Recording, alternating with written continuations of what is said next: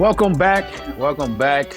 Another episode of Carmen's Crew podcast with myself, David Lighty, Adam Jardy, Jared Sullinger, and welcome again, Kraft. You missed last week, taking care of the fam. So we appreciate you coming back with us. But first of all, we're going to start it off by just sending our love and our blessings over to everyone over in East Lansing and Michigan State and the tragic events that occurred. It's crazy to see every week is something. And literally it can happen on anyone's campus. But just sending all our love and support your guys' way and hoping that, hopefully nothing like this continues, to happen in America and on campuses. But thank everyone over at New Amendment for making this possible, putting us on this stand and giving us a voice to tell you guys about our lovely Buckeyes, which has been tough this year. But, we're always going to love them to the end. This last week was another rough one for us, taking some L's at home, the Northwestern, and then the Michigan State guys. And I'm kind of touched with that one because I threw a little shot on IG at my guy Ray Marr, and he let me have it on the podcast. But rightfully so, that's how it goes. But you guys, what you guys thinking about our Buckeyes, man? What can we do? We've been saying the same thing for the last couple of weeks. We know it's a rough year for us, but this last week, how can you sum it up? Sully, I'll give it to you. Start it off for us. Honestly, I've been going through some of my contacts, and I've been talking to some coaches that's out there, mid-major, some high-major. One thing they always say is about the Buckeyes, it's like when things ain't going right, they kind of throw in the white flag. And I kind of took that to heart because to me, I'm watching the game. I feel like they constantly keep fighting, but it's like they keep throwing in the white flag, man. It's just tough. The Northwestern game loses up 47-45 after Bruce hit a big time jump shot, and then they close the game on a 16-5 run in the last 8 minutes, and that's really tough to swallow when you think about how we've been playing lately. It's almost like we keep giving up games. So, Bryce hasn't been great the last two games. Last two games have been 4 for 22. He's averaging 6 points, 1.5 rebounds, and 0.5 assists with 3.5 turnovers. As the go-to guy, you're gonna experience some turnovers as a go-to guy. That's writing on the wall. But it's just when you're the go-to guy and we kind of need you, averaging 6 points, not really rebounding the ball the way he was. That's tough. We took a tough L against Northwestern, honestly. Okay, and I'll say we getting in the X's and O's segment.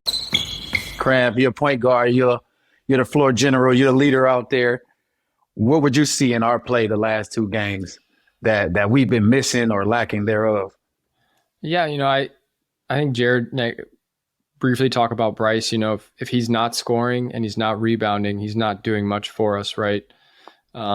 Because that's what he's out there to do. So when a guy that you're counting on isn't scoring the ball, I think that put a little bit of pressure on some other guys. Where I feel like they were trying to step up. I think Justice has been a little more aggressive the last couple of games, which is probably good. Bruce, I think, has played really well the last few games as well. But I think overall, just the team vibe seems lackadaisical. It doesn't seem like there's really a sense of urgency of any sort. And especially, like you said, if something starts going against us in a game, it's almost like that you can see the mentality of, all right, here we go again, instead of, all right, what are we going to do to take a baby step forward in some way? So I think we need to kind of reevaluate what are the goals for the rest of the season. And for the young guys, I think that they got to learn, what are they learning from this instead of just, let's just take it on the chin. Like, what are we learning? What can we use? And I just play with energy. Coach Mott always used to say, when we were in school, if you come in, you play hard and you play the right way, Ohio State fans like you, they'll have your back. That's right. And we're not doing that right now. We're not putting that effort in. We're not approaching the games in the right way. And I think fans are responding. Every time a game comes on, I get texts from multiple groups of friends saying what in the world is going on. So it hasn't been fun to watch, and I just want to see effort. We don't have to win all our games, but just some effort, some enthusiasm would be great. To go off of what both you guys said, Sully, it seems like every game there's a point where this team either takes maybe a 2-point lead or cuts it to 5, cuts it to 3, and has a chance to get closer, and then it just flips on them like every single time. Yeah. You mentioned the Northwestern game. Yeah, they're up by 2, and then Northwestern puts together a run. And then, for as badly as they played offensively against Michigan State, second half they cut it to 5, and they've got the ball. They missed 2 buckets in the paint. One was Bryce a foul. Misses. Zed misses. I thought somebody grabbed the rim on Zed when he was going up for the putback, but whatever. You miss the shots, you don't get the call. They go down the other way. Hauser hits a 3. Yeah. Just like that, it goes from 5 to 8, and it was literally that moment was where I started writing. Like, I kind of have my story partially written, or at least an outline kind of going, and that's where I started using the tense Ohio State loses, because you just know from watching this team when those things happen, they've not been able to figure out how to respond to it. And Kraft, to your point, when we talked to Felix Okpara on Tuesday, and I was fascinated with what he said. He basically said that, like, they need more guys with a dog mentality. He said, I see guys trying to rush, trying to take a big shot instead of taking it one possession at a time. Guys playing relaxed. He said, I wouldn't say giving up, but playing a little relaxed. We got to get more punch. We play relaxed sometimes. We rush. We take bad shots. And I mean, he got done saying that stuff. I immediately came home and wrote that story. I was like, I mean, that's to me just such a great light being shown on what this team is going through right now, because they do have some guys that are playing better. Like you said, I mean, I think Justice has been better these last couple of games, and you see like these stretches where they play good basketball, but then as soon as it gets away from them, it stays away. And I think if we're trying to figure out what do you want to reasonably accomplish with the 7 games for sure that you have left, it's finding guys who can respond in those moments. And maybe they're not going to make a shot, but like run the offense, get a good look.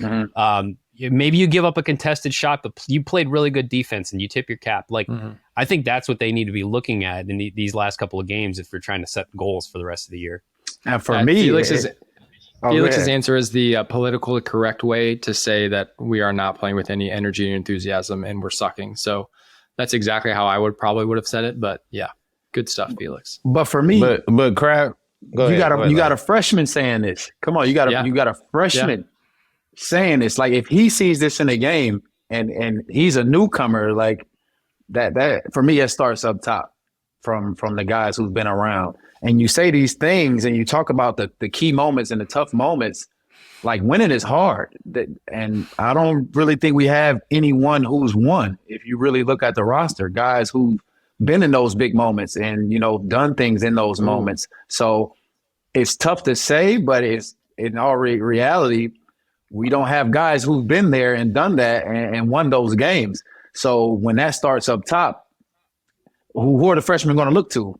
Like, it's new for them, but it's new for our seniors and our eldersmen as well. So it's tough to say that when things get going or it's not going our way, we throwing the white flag. They don't know how to get over the hump. They don't know how to. Another way. We got to get a stop. We got to get a good possession. We haven't had a bucket in 5 minutes. All right, what's the mismatch on the court? Those are the details I think that we're missing. And yeah, guys are playing a little bit harder and a little bit better, but the other team is going to do the same. The other team is going to punch back and push back. How you respond is the main thing that I like to see.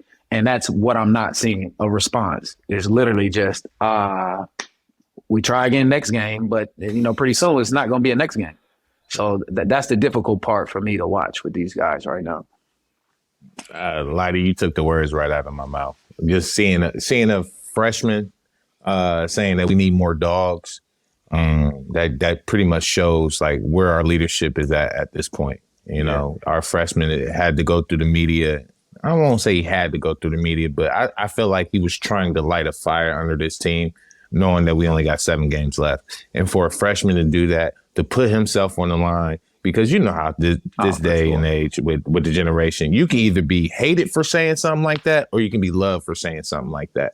And for me, and the generation that we grew up in, I like it. Yeah. Because as a freshman, to step outside your boundaries and say what you said in the media. And he didn't say it in a nasty way. No, you're right. Yeah, he did. He went out of his way to say, I'm not going to call anybody out specifically. I'm not going to bring up specific moments. I don't want to put anybody on blast. But this is what I'm seeing. I agree. I thought he did it in a really respectful way and also really thoughtful way. Like, this is something that's weighing on him. And he wanted to put that out there. I was very impressed with how Felix handled that. I agree. I think Felix did it the right way. And I think that just shows that what our culture is going to look like in the next year. It's people calling for Holtman's job and wants him out of there. But you see the freshman growing slowly but surely. Of course, Bryce probably hit his little freshman wall right now. Just how Bruce had one a month ago. But now look at Bruce. Now Bruce is turning the corner. So I just think our freshman guys, they get it. I feel like they've been there before, but they just don't know how to win in the Big Ten. And I think this year specifically is for us to learn how to be winners instead of losers. It's a tough way to learn, though. It's a real tough way to learn. This is a tough one. But then we go to the next game in Michigan State. Like it was again, we came out firing a lot of threes. It was good defense. That's been one thing I would say.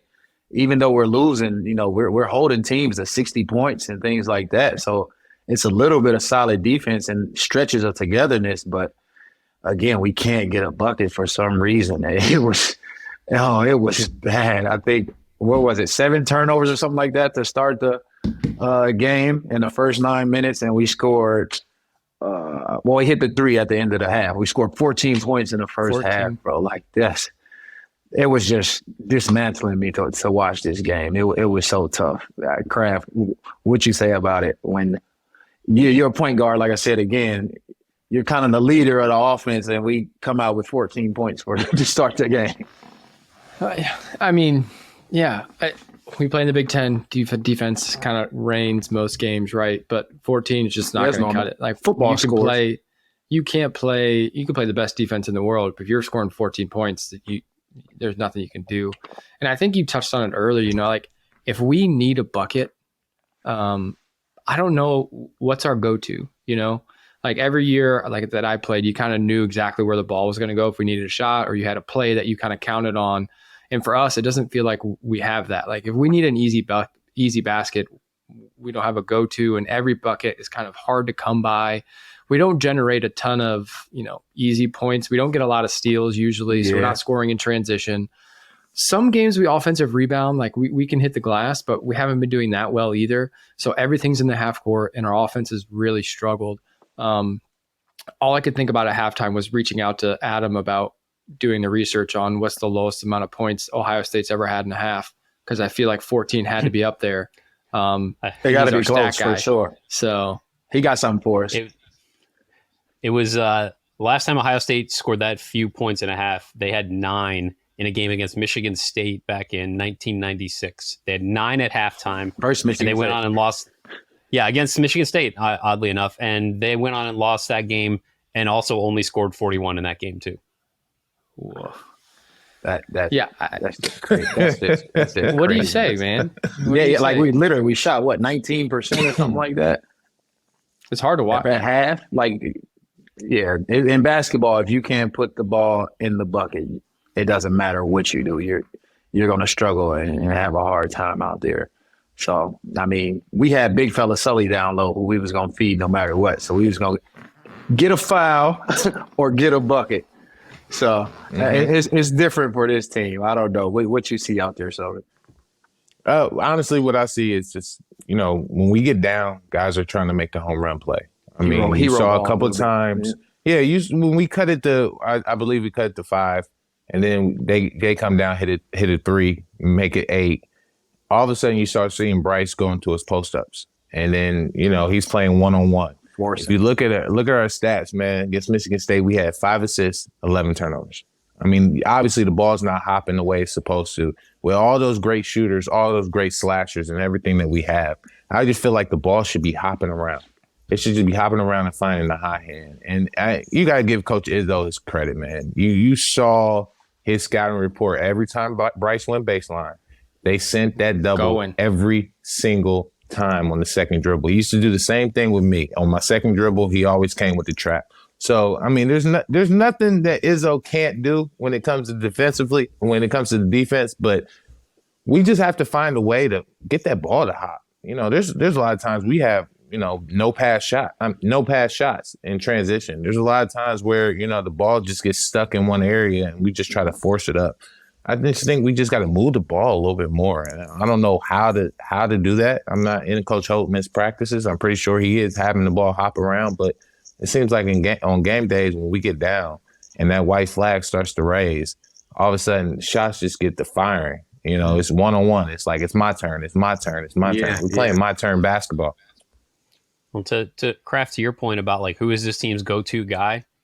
I think that's been an issue all season, but the answer for a very long time was Bryce. And what we're seeing now, because he's really struggled these last couple of games. And I think it looks to me like he took a lot of shots before. These seem like different shots. These are not in the flow of the offense. I'm getting a bunch of shots because other guys are tentative or not taking the ball, and I need to go create something. Like, these seem to be like he's forcing everything right now. He looks very much like it's just not in the flow of anything. And I know, we can joke they scored 41 points. What offensive flow did they have?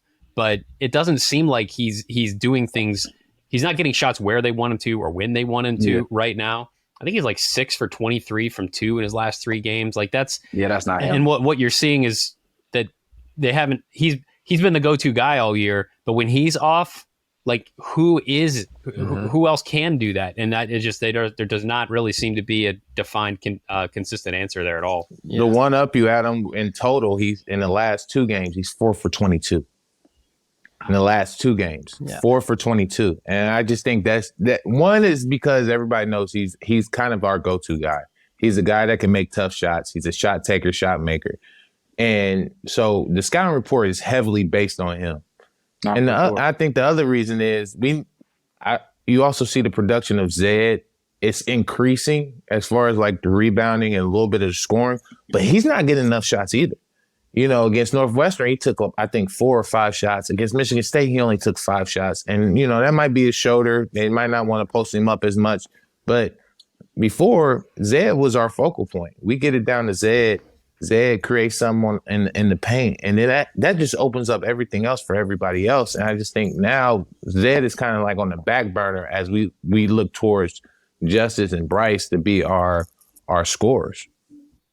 I think you're right. You know, Jared, with Bryce, everyone on the team really, like, when we do play one-on-one, we're just attack at the wrong moments. You know, like we attack when the defense is set or watching. Yes. Like gaps are there. Like, so we attack into space where there isn't anywhere to go. So, and that's really hard. Like, in college, you can sit in the paint and not move. And when you play in the Big Ten, a lot of teams do that. Like, you know, that's what their defense is based on. So if you're not moving the ball and you're then trying to attack without, you know, making the defense move, that's so difficult to do. Yeah. And then we're not making the extra pass here and there. Like, it's not surprising that we're struggling because the ball is not moving and guys are trying to play one-on-one when it's just not likely. And when But when Kraft says that's my thing as well. Like, we don't have a flow. We don't have a tempo or a pace, but it's like we got to move bodies as well. Like you say, the defense is set, but it's like, all right, we throw it down to Justice on the post, and then it's everybody's watching. What is he going to do? Of course, there's no weak side movement. It's going to be hard, especially in the Big Ten with the defense set and everything, and as physical as it is. That's my whole thing. Guys get movement, you get better opportunities for the defense to mess up. And I don't think we get enough of that or do enough of that. If we swing the ball, it's just like windshield wipers around the outside of the perimeter, and it's getting us nothing. And then it's like, okay, we got to force something up. We got to drive into 2 people and try to get a shot. And once our offense is playing this bad already and we're getting tougher shots, like, this is not helping us at all. So It's just a tough one right now, man. I feel sorry for my guys, man. I feel bad. Like, we haven't seen this from the Buckeyes in I don't know how long. So hopefully something can turn around. But we've been saying this literally week to week. Yeah. So we're going to get into the scout report segment. We got 2 games coming up. We're going to talk about that. And we're going to touch a little bit about the newcomers coming in next year to try to shine a little light, some positive notes. But we got 2 road games. Another tough one versus Iowa, high-power offensive team. And we got Purdue, who's number 3 in the country, and just lost to Northwestern, which I don't know how, but they seem to find ways to win, but we can't. So that's frustrating for me. But Adam, on the road, these next 2 games, what we got going on? You know, I don't know, maybe there's something to be said for the possibility of, it seems like it's so negative in Columbus right now, and there's just so much like lack of energy that maybe it's good for this team to just get out of Dodge and go play somewhere else where, you know, I mean, Carver Hawkeye is going to be loud. It's probably going to be packed. And, you know, what does that environment look like? I mean, you would think that a team that's lost 11 of 12, that's going to be it for them. But maybe that's a good thing. I don't know. At this point, I think maybe if you're grasping for straws a little bit, but the opportunity to just like go be together somewhere else. They're actually not coming home in between the games because Iowa's a Thursday 9 p.m. game and then Purdue is a Sunday 1 p.m. game. So rather than like get home on a Friday and get like no sleep and then have to travel on Saturday to play Sunday, they're like doing study table in Iowa City and then flying and then practicing in West Lafayette, I think on Friday, Saturday. So I don't know, maybe the opportunity to like be together away from Columbus. I don't know if that maybe allows you to work on a couple of things, brings out some camaraderie, but I don't know, if you're looking for a spark, maybe that helps provide it. I don't know. Take that social media away. Man, you ain't never lied about that. We ain't had those problems. It was new for us. I'm so glad I didn't have it when I was in school, bro. It's just, you know, to Adam's point, I think it would be good for the chemistry of the team, just being around each other. At the same time, if there's some negative energy around you, you can kind of confront that, knowing that you're on the road and you got to be around that person for that long. Usually when you're in Columbus, you come to practice, you get your shots up, you do whatever you do, and you go right back to your spot, and you don't have to be bothered if you don't want to. But now, you know, they're going to have a schedule. Wake up, breakfast.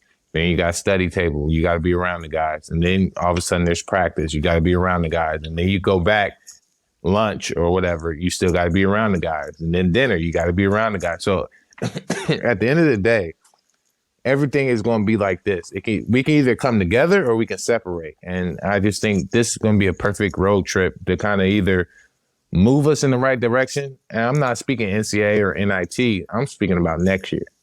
And this can move us in the right direction next year, or you can just separate and see what, you know, who's really about themselves. You're right. I'm going on a limb, man. I don't think Iowa plays great defense. Obviously, they score the ball, like you said, Dave. I think defensively, if we have any kind of strength, that's been probably the closest thing to what's been consistent for us. So, you know, I think we can get this game at Iowa. I think getting away. I mean, for a while we haven't really had anything to lose, but I mean, seriously, what else do you have to, you know, you have no reason. All the pressure's off of us now. Yes, at all, literally. You get out of Columbus, go hang out, and maybe find some fun. You know, I think team meeting, playing a team like, I think team meetings are overrated. Team meeting out somewhere, not team meeting. Like team meeting. I see what you mean. Yeah, let's go to Magic Mountain or something. Let's go to Hyde Park. Yeah, exactly. There you go. Exactly. But you know, I think playing a team that's not super good defensively may kind of give you a little bit of a spark, a little bit of confidence to get a couple guys going. Because honestly, I think that we just need something to fall our way. I think that would help. I'm less confident going into West Lafayette because that place is wild and loud and that back clap. They on top of your neck. Everybody. That place is real. That place is real. I give them all the credit in the world. And they playing great too right now. And they are playing well. So, you know, I think this first one, I think we can get, and I believe we can, and then we will. Y'all can go against me, but go Bucks. Nah, Iowa is the worst scoring defense in the Big Ten, 75.9 points per game allowed. Like, There's a script there. Show me. I'm with you. I'm kind of with you, Kraft. I'm kind of with you, Kraft. I think Iowa. I think Iowa. We can still the one in Iowa. The Purdue ones. That's just a little bit tough. But this be a game where we actually have Zed. Last time we played him, we had a chance. Zed got hurt, and Felix. We watched Felix go against big fella. So this time, So this time, I think we have a chance against Purdue. I feel like that Purdue game kind of really started our Big Ten struggle. Yeah. So I think we had so much energy going up against them, knowing that they was number one, came into our home.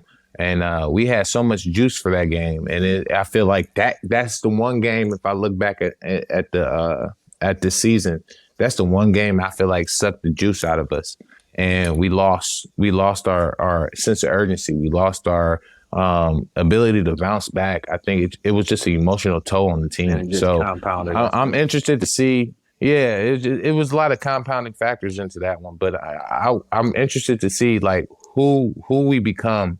As we see our season kind of slip away from postseason play.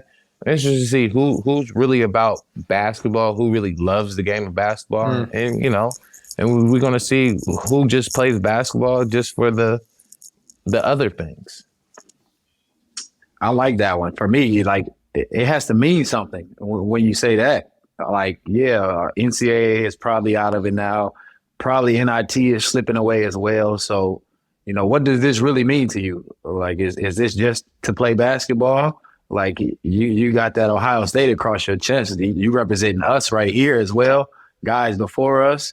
And that's my whole thing for it. That's so difficult to take in. It's just the standard this season was crazy low on what we're accepting and allowing to see and what's happening. But I mean, it's give and take. It happens. It's the worst season in since 90s or something like that, I believe. So, we were due for one. I know all these other schools are happy to beat up on us from the wins and stuff that we racked up on them. So, hopefully we can get Purdue, but we had that one. We literally gave it to them at our house, but in West Lafayette, it's going to be tough. But I'm going to stay optimistic with y'all and say we get 1 out of 2, but we'll see. We don't want your fake support, Dave. Hey, I'm as real as it going to get. I'm just trying to throw some motivation out there somehow, some way. But on a brighter note, let's talk about the incoming class. We got one of the top rated recruiting classes. I think it's number 5 or number 6 right now or something like that. With 4 guys coming in and a Columbus guy and Devin Royal that everyone's excited about.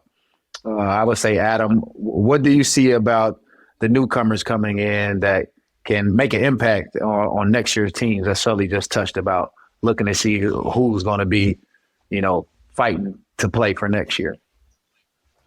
Well, I really want to hear what Sully thinks of Devin, because I think he's a bucket, and I think he's a big time get. Like, they needed to land him. That would have been a huge recruiting loss if he'd have gone elsewhere. I think he's going to be really important for this team, especially if like Bryce isn't back next season. That really cracks open another pretty significant door. But the thing that sticks out to me about this class is that Holtman has been pretty vocal about trying to have more what he calls two-way guys. So you're not too slanted to one end of the court. And like Scotty Middleton is a two-way guy. Tayson Chapman is apparently a two-way guy, and he can handle the ball and he can shoot. He hasn't had the best senior season. I don't know why, but he hasn't had a great senior year. So maybe you temper the expectations a little bit there. But like Austin Parks, like he's a big dude, and that gives him some immediate size. Like they say, you can't coach size, sure. But I mean, like they beat Michigan State and Indiana for him. And I've had a lot of people that are wondering why they brought in, this just big, tall, stiff, but it's like, I don't think he's that. I don't think they would have recruited him if they wouldn't be, Michigan State and Indiana wouldn't have also been recruiting him if he wasn't a good player. So I think, he's going to be a little bit of a project, but like they've got some two-way players. They've got some scoring. They've got some size. I think if you realistically look at what this team could look like next year, like that's where you take your lumps this year, but if you want to have reason to think it's going to get better, just start projecting what some of those pieces look like together next season, and it could be a really talented team. See the growth. Yeah, I think it's going to be. I think it's going to be a real versatile team. If you look at Devin Royal, he is so similar to Justice. He's so similar to Justice. Can score inside, can score outside. But I will say he's more physical than Justice. He's willing to bang down there. He's willing to post up. He's willing to, drive and keep you on his hip and go up there and finish. I mean, he did it with grown men in open gym with us. He did it against grown men at the Kingdom Summer League. I mean, this guy Devin Roy can really play. He's a bucket. He's an inside outside scorer, and he plays with a motor that you just can't teach. It's just a constant motor, and he's willing to bully anybody that's in his way. It's almost like a Jayshawn Tate feel. It's almost like a Jayshawn Tate field with more skill. I will say that. I got you. Yeah, and then you go to Parks. Parks reminds me of a Brian Zubek from Duke. It's a guy. Yeah, he's a guy that he looks stiff, but he can play. He's a high IQ guy. He knows his spacing. He knows how to create his space. I think he's going to develop into a 3-point shooter when he gets to Ohio State as well. He has the intangibles to do that. And then you got Scotty that, to me is just like a Bryce 2.0. It's just they come in with a similar skill set. They know how to score the ball. They know how to score the ball tremendously, man. And Scotty, he knows how to put the ball in the hole. And then you got Chapman that, he's just like Bruce. I hate it's almost like this class coming back again. This past class that came in this year, we have the same similarities with this class coming in next year, and I just think all those guys, I think they're going to complement each other because one, like Adam said, they're looking for two-way players. And I think all four that's coming in next year are going to be big time two-way players. I feel like we were saying these same things at the start of this year. I felt like we had the pieces, we could complement them. The freshman class was really good. So I think the freshman class coming in is going to be great, but clearly that's not enough, right? So that's real. For next year to go how we want it, for next year to go how we hope it to go, and for it to improve and get better, it's really going to depend on who's going to be a leader next year for us, because we're clearly not going to get through this year and have guys that know how to win, but we're going to have guys that know what it's like to lose and what that feels like and kind of what didn't go right. We just talked about Felix earlier. What he saw was wrong. So who's going to take the lead on that and be the guy that the younger guys can look up to prevent this kind of stuff from happening? Because as poorly as this year's gone, next year with the recruiting class coming in with being so highly ranked, there's still going to be pressure on us to perform, so it's not like we're going to fly under the radar and kind of figure things out and go from there. From the start, Ohio State is expected to do well and play for championships. So, and that pressure is going to be there on the freshmen, just like they were this year. So who's going to be able to handle that as an upperclassman or a sophomore, a guy like Bruce, who, is kind of stepping into his own now, who's going to be able to kind of right the ship and be the guy that they look to, because that's going to be needed. Otherwise, you're asking a freshman to come in, and it's possible. I think it's definitely possible. And we have a guy that did it right on the podcast, and Jared, that kind of came in and did his thing, but that's rare. It's so much better to have it. Exactly. It's possible, but let's have an older guy kind of step up and be that guy. And I think that starts with the 7 games we have left. Like we were talking about, who's here to play basketball, who's here to, get after it.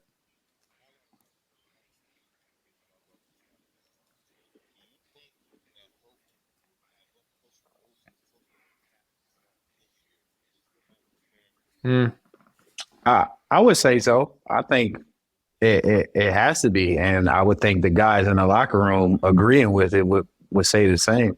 I mean, they're the ones that's going through the trenches. They're the ones that together every day. So, him stepping up naturally has to show, the progression is there. No one else wants to do it. So, for him to be the point guard and him coming back next year, I think it's like you said, just getting a kickstart or getting them ready for the position for next year. But I will say this as well. I think it's on us too. We got to go down there and do our part. We got to go down there and put them through the trenches, because I would just remember, my years going in, like I'm playing against Scooney Penn, George Reese, Michael Redd. It's 2 courts. Golly, that's tough. If you lose, you're off. You're sitting over there watching, and I think that's what made us so great. We were so competitive in the summertime. Us working in the summer made the game so much easier. So it's like they got these games going on, and then in the summertime, all the freshmen get in there. Now we got to get down there too. So lace up your shoes, Sully and Kraft, and we're going to see what they're about. It's literally going to be that. We're going to know who's fighters, who's going to crack under pressure, and who's ready for the moments type of thing. But in all reality, it's making them better for the season coming up. And I think that's why we were so great. And of course we had Greg and those guys too. So that kind of helped. It do help. You had a unicorn. You also, you did have a unicorn, but also at the same time, it's like one thing about those guys that you brought up, Mike Redd, G Reese, Scooney Penn, Mike Conley, because he was in the pros 4 years. Yeah, they was coming back playing. Yeah, me and Kraft came. Yeah, and one thing I learned through those open gyms was they was teaching us the pro game. Yeah, that's right. Yeah, that's true. And as the game went on, or open gyms went on, they used to pull us to the side. Hey, maybe you need to do this. Now, if I come off the pick and roll like this, you do this. And like we slowly learned the pro game at an accelerating rate. And then when we got with Coach Mata, he taught us the college game. We added the pro game with the college game to mix it. Yeah. And we had the perfect blend of, being pros and being college players, and we carried that throughout the season. I think that's the big thing that people don't understand, that what happened with our team was it was a lot of guys coming back and giving back. Yeah. Now, giving back ain't always money. Giving back is knowledge to us. No, for sure. And that was huge for us going into our seasons. No, for sure. Yeah. Can I ask you guys one question about that? Yeah. When you come back and play open gym, can you call me? you're gonna come through. I'd love it. You can run with us. You can run with us. Spot up in the corner. I just want to see it. I've written so many stories over the years about these open gyms. I've never been able to see one. Will you call me? I'd love to just sit in the corner, be a fly on the wall, and watch you guys all play. Sure. I won't even write anything. I just want to see it. All right. That's the pure basketball, the joy of basketball. But all right, we're gonna get into the word on campus. There's no words. It's crickets right now on campus. It's when it's football season starting. That's the word on campus. Like you said. I wouldn't say that. So I'm not there, so I don't know. This is just my thoughts and my opinions right now. But what's the word on campus? I would say I get a lot of text messages, like Kraft was saying, from family members and other friends. Like the games aren't even enjoyable to watch. Like, I'm not gonna watch those guys right now, type of thing. So that's the word that I'm hearing. But what's some feedback that you guys getting about the team? I honestly am getting a lot of appreciation for when we were playing in school. We were playing. Yeah, that's real. That is real. Yeah, I give you that one. And honestly, it's happened more and more in the hospital now, actually. Like even just today, one of the anesthesiologists was kind of, I hide because I'm in a mask and you don't really know, but then my name tag's there, and then it just kind of, and we talk about basketball. So multiple days in a row now, I've had people come up and be like, man, I miss when you guys were in school. Cause I think that's just kind of where we are. And we are struggling so much, and so many people, they want to support it, right? Like, they want to be at the game. They want to cheer us on. They want to see us do good things. But they're hungry and they're thirsty and they're not being satisfied right now. And so those are the conversations I have. And I try to stay positive and do these things, but what can you do? Right. I love my time. And I think for me, it showed me how uncommon or just not normal our time in school was. Yeah. Like winning is hard. I really, especially after freshman year, it felt like college basketball was, you just come and you play and you win. And then even like my worst year, we were 25-10, and we were still like, we finished a great year. You know what I mean? Like we ended up like 22nd or 23rd in the final AP poll.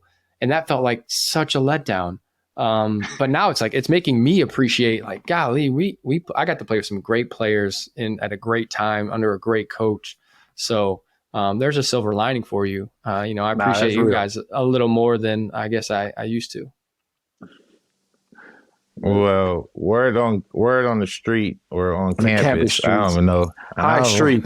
Word on High Street is the word on High Street, man, is honestly is the same thing we've been saying. Is they keep calling for Holman's job. I don't know why. What do you guys want? Please, somebody tweet us, text us. I mean, something. What do y'all want? Right. You don't know. No, Dave, stop right now. You do not want them doing that. Speaking as someone who has to live on that social media platform. This is what we want. Bring us the smoke. We want all that smoke. You do not. Read my mentions. Read my mentions. Let us know. No, you don't. What do you guys want? Like, literally, you want hope. I don't get it. That's not going to change the players playing on the court. Like, what do y'all want to Thank you.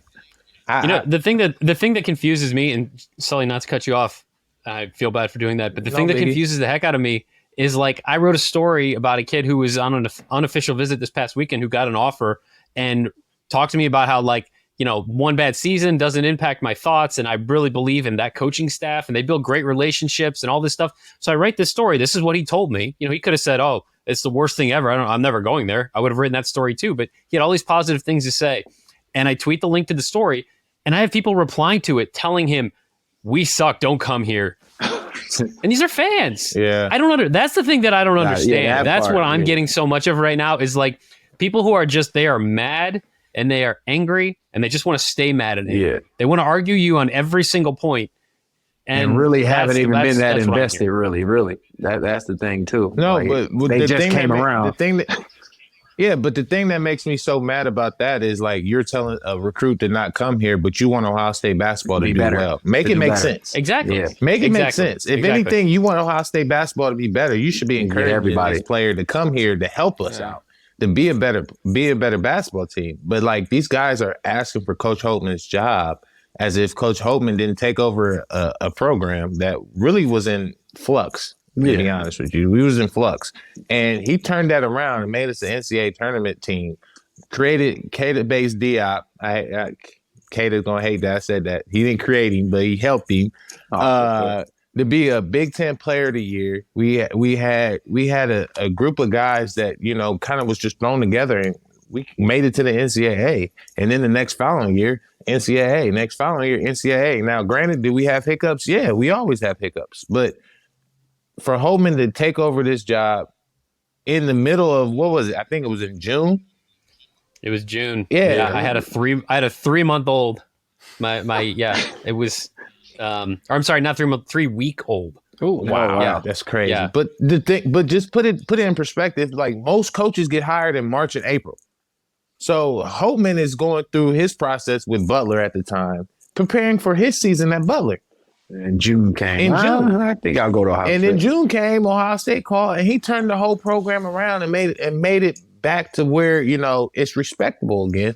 But people don't understand the hard work that he had to do to get to this point. Of course, you're going to have bad seasons. Look at John Calipari. Like, I don't think he won a first-round NCAA game since, I think it was 2019 or something like that. But you don't hear them calling for John Calipari in Kentucky. Oh, now they are. But you don't. Yeah, now they are. But this is our first year. This is like 4 years for them. No, it's different. Exactly. So I just don't understand what can we get that's better out there in the coaching staff. That's my only thing. So let us know. Hit us up. Big Ten Beyond. We want all the smoke, Adam. We got your back. Don't worry about none of that, man. So it's all right, though, man. We appreciate y'all stepping in and listening to us one more time. We got another podcast coming up, so make sure y'all keep on going. Keep on clicking. Keep on tweeting and adding and all that different stuff. And tell your friends to tell a friend and another friend and stuff like that. Yeah, we'll even throw a couple questions in on the podcast next week. So keep coming back with us, and we appreciate y'all, man. Beyond the Big Ten. Beyond the Big Ten is a network of podcasts that aims to be your go-to resource for all things Big Ten.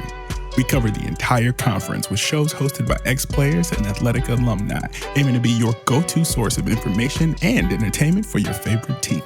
Hosted by ex-Big Ten players, media, and insiders, our podcasts are focused on giving diehard fans and those alums an inside scoop about the teams and people that make the Big Ten Conference one of the most watched and most talked about conferences in sports. We're excited to talk Big Ten basketball with you wherever you may be. Subscribe now.